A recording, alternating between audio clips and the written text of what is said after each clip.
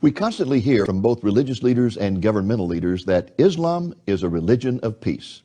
Is it really? Our special guest today was a professor of Islamic history at Al-Azhar University in Cairo, Egypt. He says that the history of Islam is a river of blood. Greetings in the name of Jesus, our blessed hope. I am Dave Reagan, Senior Evangelist for Lamb and Lion Ministries, and I am delighted to have with me this week a very special guest by the name of Mark Gabriel. Mark is a former professor of Islamic history at Al-Azhar University in Cairo, Egypt, the world's premier Islamic university. Mark, let's begin by talking about your upbringing in Egypt. Were you born and raised in Cairo? No, actually I was born in south part of Egypt, and my family was moved to Cairo when I was almost 14 years old. Oh, when Yes. you were 14? Yes. Okay. Were your parents strict Muslims? They are. Very devout. Not the secular type of Muslim that we often encounter in this country. No. In fact, you had an uncle who was an imam, wasn't he? He's a clerk, yeah, Muslim clerk, and imam also. Wasn't he the one who first began to inspire you to memorize the Quran? Yes, he took me when I was 5 years old, and he started helping me memorizing the Quran. And is it true that by the time you were 12 years old, that you had the Quran memorized? Absolutely. I spent almost 7 years exactly to finish memorizing the entire book. Now, Mark, Yes. I have a copy of the Quran that is about Yes. that thick, and it's Yes. in very small print. Yes. We're talking about quite a lot of material there. Exactly. The size of the Quran actually is exactly like the size of the New Testament. So you had a book, the equivalent of the New Testament in length, memorized by the time you were 12 years old. By heart, absolutely. And you yes. had it memorized in classical Arabic, right? Exactly, because the language of the Quran, it's classic Arabic. It's not dialect Arabic. It's not the Arabic you speak on the streets. No, absolutely And not. probably at the age of 12, you didn't understand all that, did you? No, even when I finished my secondary school, only when I start to really my high school, I start to recognize the meaning of the verses of the Quran and the Yes. teaching of the Quran. But it was a development, you see, from the time I finished the Quran when I was 12 years old till I finished my bachelor degree. From time to time, it was a development taking place in understanding the meaning of this Yes. book. But when I finished my bachelor degree, I was already have the proper understanding of the meaning of this book. And why was it important for you to memorize the Quran as a child? Why did anybody put any importance on that? Is that something important in Islamic society? This is actually, it came as culture. Mainly, it's Islamic culture. And it wasn't just from the past 10 years or 50 years. It's from the very early time, the first century of Islam. Muslims start to take care of giving the Quran from generation to generation. I see. By memorizing the book by heart. Okay. Yes. Now, were you ever exposed to any Christians while you were growing up, either missionaries or Coptic Christians, the basic Christianity of Egypt? Absolutely. I saw Christians living in my neighborhood, living in my country, Egypt, as minority. But the things that Christianity in Egypt didn't have really the power to influence Muslims.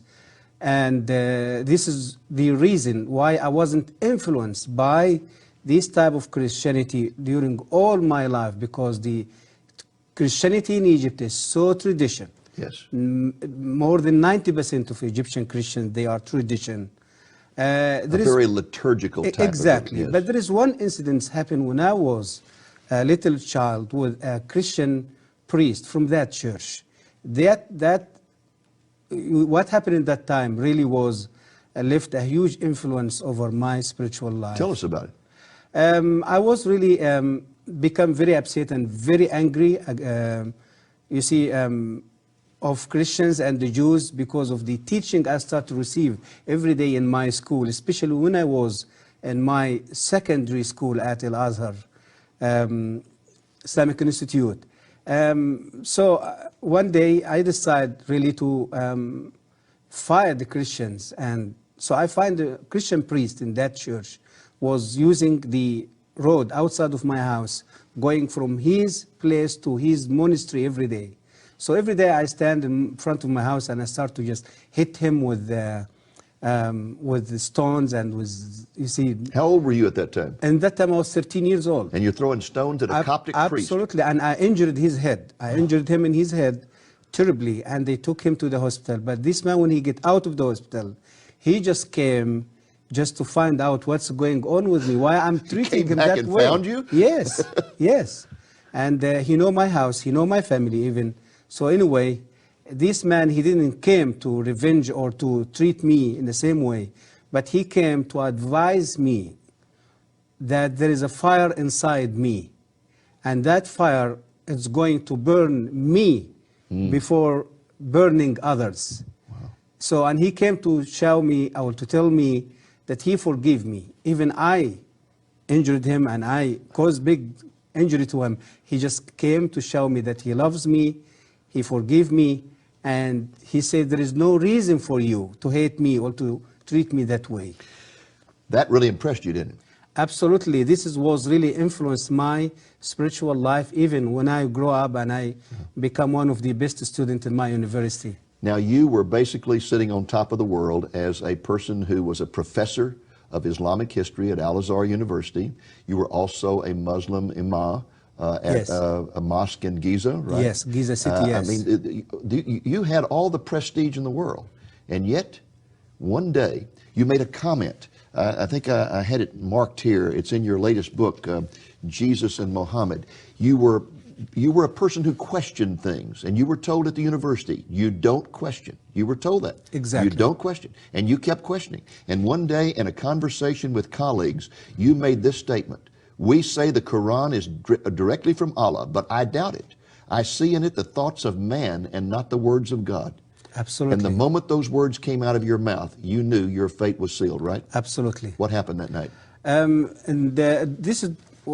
This was happened in a meeting between me and other professors from the university, and they just met with me and they discussed what is going on and what they heard from the student. They was think that I've been under pressure of foreigner influence or Christian influence, or so they just want to find out why I'm doubting Islam, why I'm just so. And I said that this statement to them. And then what happened that night?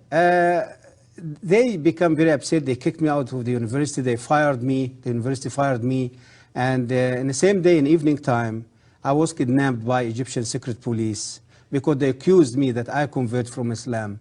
What happened to you after that arrest? They put me in the little cell in the headquarters of Egyptian Secret Service in the middle or the center of Cairo. They put me for 3 days with no food, with no water, and in the 4th day they start to interrogate me. They took me to one of the offices, maybe it's in the 6th or the 7th floors, and interrogating me during a day. And that 4th day they start giving me food and water, and because they want to stimulate me and just want to get information that they can. And they find out during the day they cannot just get what they looking for. And they start interrogating me during the evening time. So the evening time, it was the time of torture. With cigarette, they burned me with cigarette in different places in my body. I see. And you can see here in my hand. They beat me. They put me in cold water. They put me in a little in a tank full, you see, filled with water, and they put hungry rats inside that tank, and they put me inside the tank. So you had rats for crawling over you all night? Whole night, and the rats just swimming over the water, you see, around my head. And did the rats bite you? No, no, at all. This is like Daniel in the lion's den. And the next day they took me out, and I was just surprised that I'm still alive, but I don't know what is the next. So, and after that they put me in a little cell with a vicious, hungry dog. And when they put me in a room and they closed the door, and I sit in the middle of the room, and I was thinking that I'm going to be beaten by the dog. Dog, it will eat me, it will. So, but I was surprised when I found the dog. He just came and sitting in my right hand In side. fact, he licked you on the ear, didn't And he? he licked me in my ears. And They must have thought that you were Satan or something to have such power. they said that. They said that this is a human being or something else. They wasn't really, they believe that there is some spirit or some So at that point, unseen power. Yeah. didn't they decide to just turn you over to some guys in a cell and tell them that you had renounced Islam and let them kill you? Yeah, so this is the understanding that I've been questioned by professors at the university. I've been fired by the university. To them, means this guy, he's just out of Islam now. He's convert now. In fact, they wanted to find out what missionary had converted you, didn't they? Exactly. And you hadn't been converted. Exactly. No, I have no idea about Christianity in that time. Yes. About Christ. I never even discussed Christianity. But automatically in Egypt, when someone decides to leave Islam, Yes. they will accuse him automatically that he became under pressure from church or some Christian and he converted to Well, Christianity. how in the world did you get out of that situation without losing your life? I was crying before the God who was created me in that time. I wasn't know who is. Yes. And after 15 days, my uncle, he was working as the vice president of Egyptian parliament. He was visiting Russia at that time. When he came back and he heard about my kidnapping, and so he came with permission from the government, and he came with his car and he took me out of the So prison. you got out of prison due to the political influence of a relative who had been out of the country. Absolutely. And then when you went home, I understand your father tried to kill you. My father, he tried to kill me later, after 1 year searching for God, find out who is God, you see, till I received a Bible from a Christian pharmacy. So when I start reading the Bible, I start to find the truth about Christ. After I give my life to the Lord, I lived 1 year, whole year as a secret believer. So you when my father heard about my conversion, he shot me with his own gun. He tried to kill me. So you were given a Bible by a Christian pharmacist, and that brought you to the Lord. Yes. And when that happened, your father decided to kill you for the honor of the family, I guess. Because, yeah, he just felt there is a shame going to be over him and all the life, or the family, even the community. The And people, so he shot at you several times and all the bullets missed. no one bullet missed me, about maybe 5, 6 I bullets. understand that your sister finally got your passport, got you out of the country, and where did you go? When my father, he just shot me and tried to kill me, I was running away from Yes. his faith, and I went to my sister, and in my sister's house, I put the whole situation in front of the Lord, and the Lord showed me to get out of Egypt in the same evening, same day. My sister helped me. She brought my stuff. And where did you go to when you fled? I fled to South Africa by the South road, Africa. traveling from Cairo to South Africa for 3 months over the road. And I was the first Egyptian who did overland journey between Cairo and Johannesburg the trip take almost 3 months. Okay, and so then you get to South Africa, and did you meet some Christians there?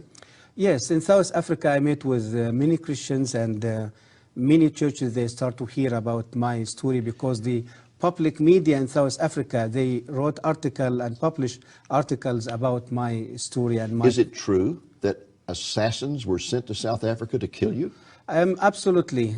In South Africa, especially after I wrote my first book in South Africa, and my activity became very well known, and Muslim community, they felt they threatened by my activity there, and by this book was released there in Johannesburg in 1996, and they tried to end my life there So few times. this religion of peace, just because you question Islam, this religion of peace kidnaps you, tortures you, tries to kill you, and even sends assassins to kill you in South Africa. Yeah. That's some religion Yeah. of peace, isn't it? Yeah, this is how the world really been deceived by the media, by the world media, the secular media, by Islam. It's not religion of peace. And tell us, when you arrived in South Africa, you said you met some Christian friends. In fact, I think you lived with a Christian family for a while. Yes. But let's just back up for a moment, because I know you became a Christian before you left Egypt. Egypt, yes. What appealed to you about Christianity?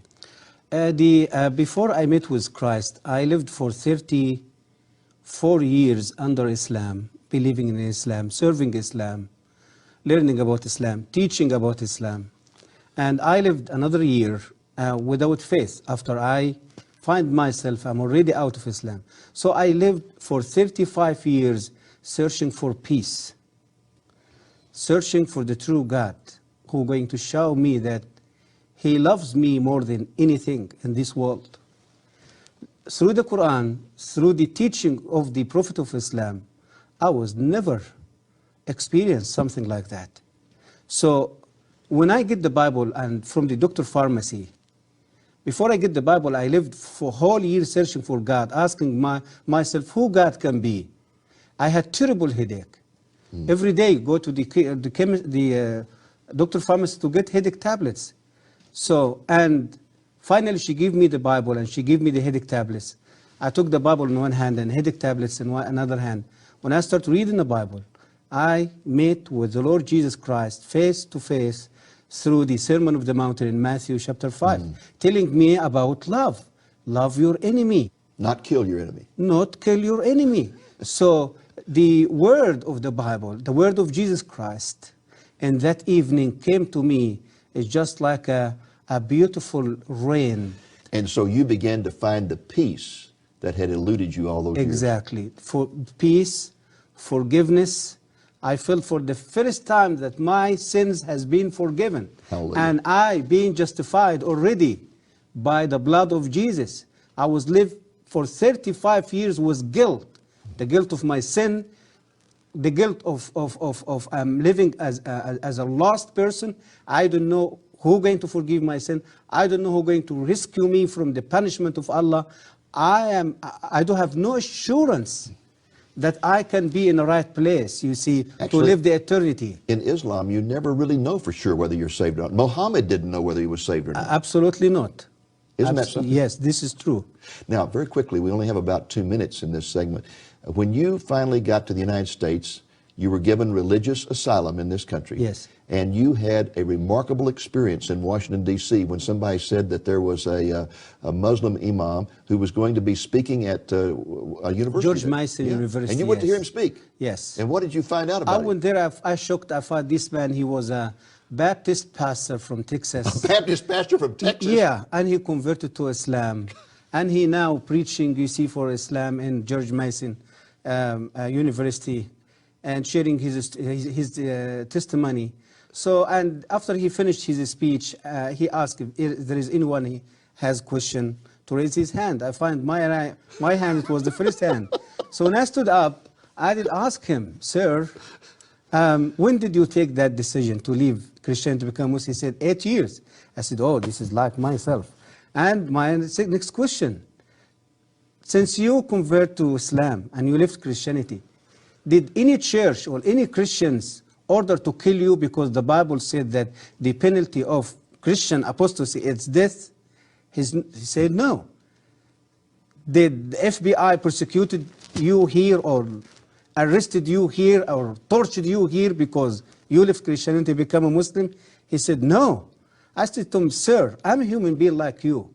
And I have the right to take a decision to change my religion or my faith like you. And I was a Muslim like you. I was an imam as you was a pastor.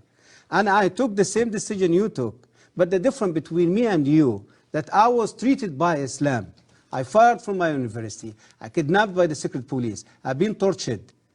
I lost my family. I lost my country. And the sword of Islam is on my neck wherever I go. Why? Because the Quran said so.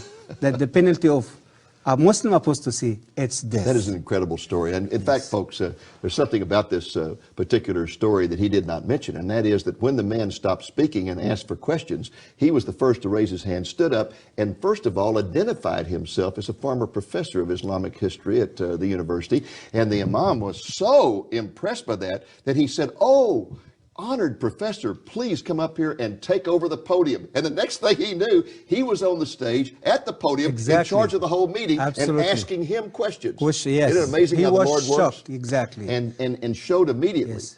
that the difference between Christianity and Islam, that he leaves Islam and everyone tries to kill him and kicks him out of his family. He leaves Christianity and none of that happens to him. And yet Islam's supposed to be the religion of peace. He's still enjoying his life in America because of the freedom brought to this country through the Christian and the biblical principle. Yes. You know, the point that you made a few moments ago about no one in Islam knowing for sure whether they're ever saved or not, Yes. unless they die as a martyr. Yes. Then they have the assurance of salvation. Absolutely. But otherwise, there's no assurance. Even, again, Muhammad did not know for sure whether he was saved or not. Yes. That is a horrible thing to think you're having to earn your salvation, and no matter how hard you work, you still don't know. Exactly. You still don't know. Exactly. This is true. What a glorious thing it is that to encounter grace. Grace. Absolutely. I was questioning the doctor pharmacy was giving me the Bible after Muslims, fanatic in Egypt, attacking a Christian church. I was so upset. I was so little baby Christian. I did ask her, why people you can defend your church, you defend your people. What she said to me, she said to me, Mark, I want to say something to you. Our God, He is not in need for us to defend Him or to kill others to defend Him or to defend His church. Our God, He is strong enough to defend Himself, His name, and His people. Mark, most of our viewers have never read the Quran, and they don't know really how different it is from the Bible. So fill us in.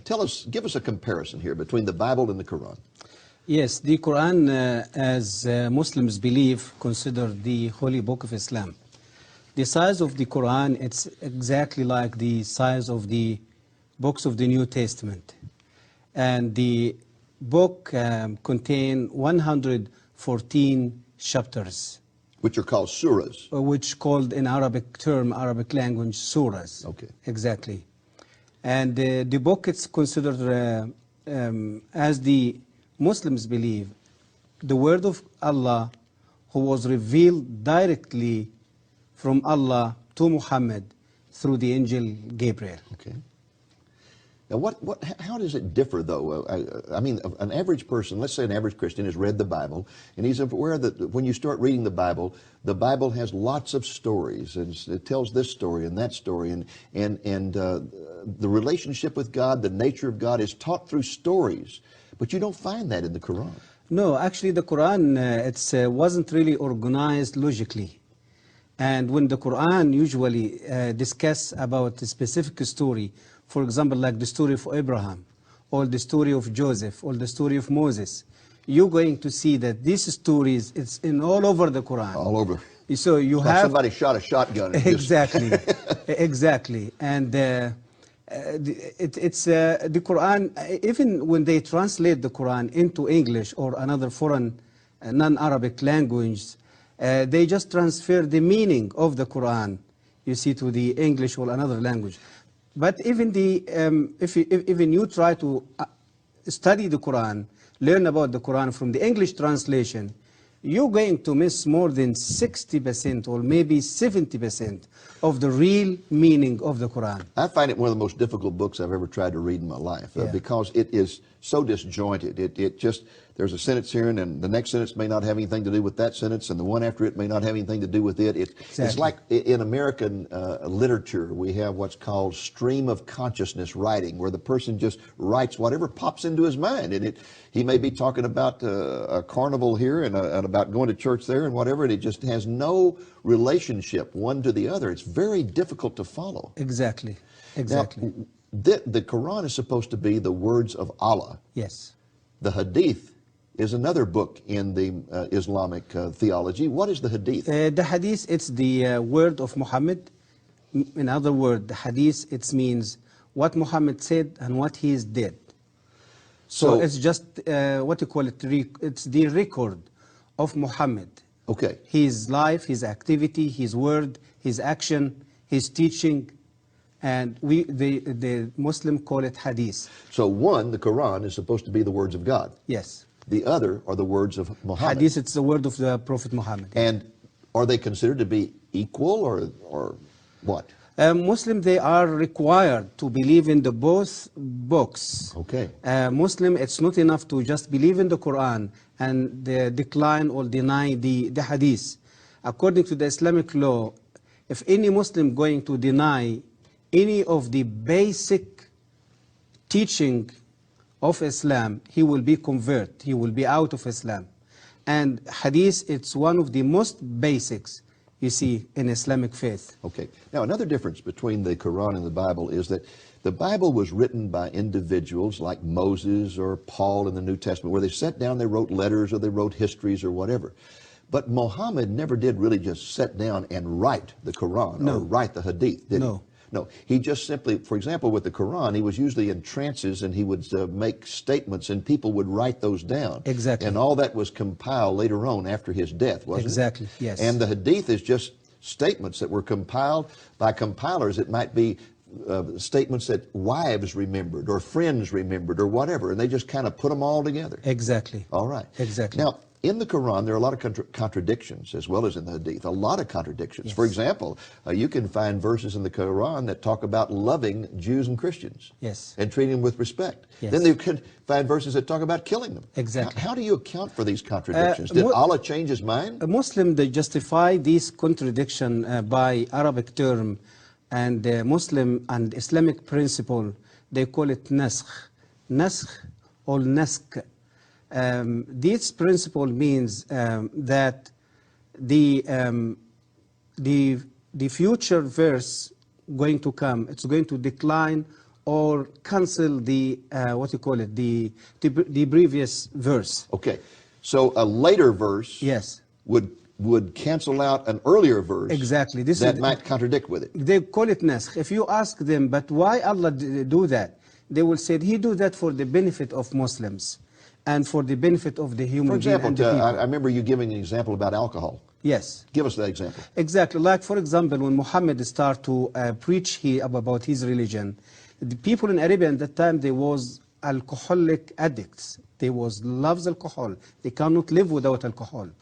And he finds it's going to be too difficult if he's going to give them a command to stop drinking alcohol and to obey his command. So what he did, he just gave them a halfway command. He said to them, no problem, keep drinking alcohol, but when you're going to come to pray to the mosque, you have to stop drinking alcohol till you finish your prayer, and after you finish the prayer, you can go back and drink alcohol again. So after a while, he came back to them and he said, no, this doesn't work. No alcohol going to be allowed anymore. And another verse came and canceled the previous verse. And Muslims, they become very upset, very angry. But how come? We can't do that. And a later verse says, okay, don't worry. Be patient. Believe in Allah. Believe in His Prophet Muhammad. Believe in His Quranic word. And if you're going to have the ability and you're going to stop drinking alcohol in your life, Allah, He is not going to forget that. He will reward you with a river of alcohol in the paradise the day when He's going to send you to the paradise. So we go from just drinking alcohol occasionally to not drinking it during prayers to not drinking it at all to you're going to have a river of alcohol in heaven. Exactly. This is the development of the contradiction, you see, of the teaching of the Quran. And you find the same in the attitude toward Jews and Christians. Absolutely. At the beginning, it was one of respect and honor, and then when they did not accept His revelation, He turned against them and began to argue, you must kill them. Absolutely. Firstly, it was a development also was taking place in this subject, in His relationship with the Jews and Christians. Firstly, He started to adore Christians and Jews, saying a wonderful thing, people of God, the people who carry His word, the people who protect His word. And later, He said, yes, you are these people. But listen, I am the final prophet, came with a final testament. You have to believe in me. Means He started to debate them and reaching out them. So they refused. They asked Him sign. The Quran says so. Ask Him sign. Give us a sign that we can believe. So, and He cannot give a sign. And he went back to Allah and cried before Allah, help me to perform miracle or to give sign to these people that they can follow me. And Allah became very upset with him and said to him, okay, listen, go back to these Jewish people and these Christian people. Tell them Allah gives you plenty miracles in the Old Testament, and always you rebels and against him. No more miracles. It is only one way: to submit to Islam, to accept Islam, or to pay the tax. And if you refuse to do so, you will be killed. So it was development also taking place in this, you see, in this contradiction of the teaching of the Quran toward the Christian and the Jews. Mark, let's talk a little about the Muslim view of Jesus. I read in the paper recently where a Muslim imam was invited to speak at a large Christian church in the Chicago area. And when he got up to speak, the very first thing he said was, "I want you to know that we Muslims love Jesus as much as you Christians do." Was that an accurate statement or not? It's not. Absolutely it's not. And the statement of this man, it's a deceitful statement. Why? Because the image of Jesus Christ in the brain of Muslims, in the Quran, in the Hadith, in the teaching of Muhammad, it's totally different than the biblical Jesus. The Quranic teaching and the Islamic teaching about Jesus, it's Jesus, just he is the son of Mary. He was born from Mary through a miracle performed by Allah. And he cannot be the son of God. He cannot be God. He wasn't crucified. He wasn't shed his blood. The biblical view about the identity of Jesus Christ, it's misinterpreted by the Quran and by the Islamic teaching. When this man say a statement like that, he absolutely deceived the Christian congregation in the church as the Muslim imam after September 11. Yeah, just trying to get them on his side. Exactly. Right? Yeah. Deceived the world through the secular media by telling that Islam it's a peaceful religion. Now, same way. Let me make sure I understand this. They do believe in a miracle birth for Jesus. They do. But the Mary that they identify is really confused, because isn't the Mary, the mother of Jesus, identified in the Quran as Mary, the sister of Moses? Exactly. This is one of the historical mistakes in the Quran. Yeah, exactly. a lot of mistakes about Old Testament, because I get the impression that in his travels, Muhammad probably talked to a lot of Jews, a lot of Christians, got these stories, but got them all mixed up. Historical mistakes, linguistic mistakes. Yes. And as we talk about contradiction of the Quran, yes, we have to talk also about the mistakes, the historical, yes, okay. Now, to get back to Jesus for just a moment, so they view his birth as miraculous in some way or other, yes, although it's from the wrong person. Yes. And then the argument is that he was not God in the flesh, that he was basically just a great prophet, right? Yes, he considered one of the Uli al-Azm min al-Rusul, means the greatest prophets, okay, means Muhammad, Moses, Jesus, Abraham. So they consider him one of the greatest prophets. But Muhammad being the final and greatest of the prophets. He is the greatest and he's the final one. Okay. Now, did you say that they deny the crucifixion? They do crucify the yes. Does the Quran deny the crucifixion? Absolutely. Chapter number 4. Okay. Explain وَمَا قَتَلُوهُ وَمَا صَلَبُوهُ وَلَكِنْ شُبِّهَ لَهُمْ. So Jesus just died? No, he was never died. He was never crucified. When just the Jews tried to crucify him, Allah took him to heaven. Okay. And he's still alive in heaven. Now, do they believe that there will be a second coming of Jesus? They do believe about the second coming of Jesus, yes. Tell us about that. The Islamic view about the second coming of Jesus, totally different than the biblical view. All what Islam talking about his second coming, he going to do some things. One of these things, he going to come and to kill all pigs around the world. Kill all pigs? All the pigs.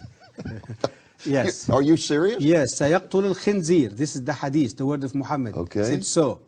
And he going to come to break the cross, any cross, wood cross. Break all crosses. All the crosses around the world. Okay. And he's going to stop the jizya, means stop collecting tax from Christians. Okay. So that they can still, and he's going to bring justice to the world. Okay. This is the only good point. He just picked it up from the Bible. Yes. But this is they view and they believe about his second coming. It's now, unbelievable. Mark, your newest book is this one here called Jesus and Muhammad. This has just come out.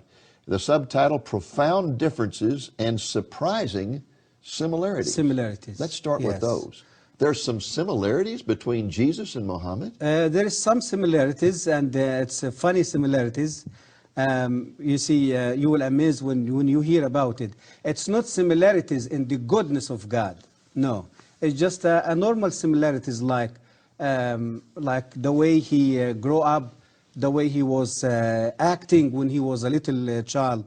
Like, for example, Islam speaks as Jesus, as the Bible told us about prophecy, prophesied about the coming Messiah.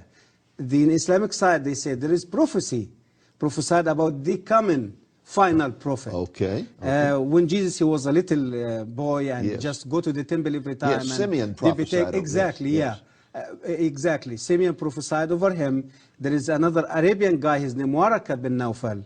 It was the cousin of his first wife. Yes. They said he prophesied about his coming. Okay. About Jesus going to the temple and debating the Jewish Yes. religious leaders. Muhammad, he go to the center of the religious center of Mecca, called Al-Kaaba at that time, debating with religious people. Or you see the so there is some similarities like that. Jesus, it chose 12 disciples Yes. to spread his message. Muhammad, it chose 12, we can say, friends or 12 leaders to lead his army and his military in exporting Islam out of Arabia. To So you're different really places. talking about some similarities that are not really all that significant. Exactly, But the yeah. contrasts are something else. And to get into those contrasts, tell us a story Very of the deeply. Muslim woman that you met in South Africa. Very deeply. Jesus Christ came to bring hope, to bring forgiveness, to bring peace and love. Muhammad came to bring revenge, hatred, lust, killing, bloodshed. It's a very obvious. Like, for example, Jesus Christ, as the Bible telling us in John chapter 8 about the woman who was committed adultery and brought to Yes. Jesus by the Jewish people. Jewish people, they knew at that time that this woman, according to the law of Moses, she will be stoned. But they came to test this great preacher and teacher in Jerusalem. What are you going to say about that? And you know the story. He confronted them. He asked them, if any one of you live with no sin, just come and stone her. Because they knew the fact about themselves that they are sinners.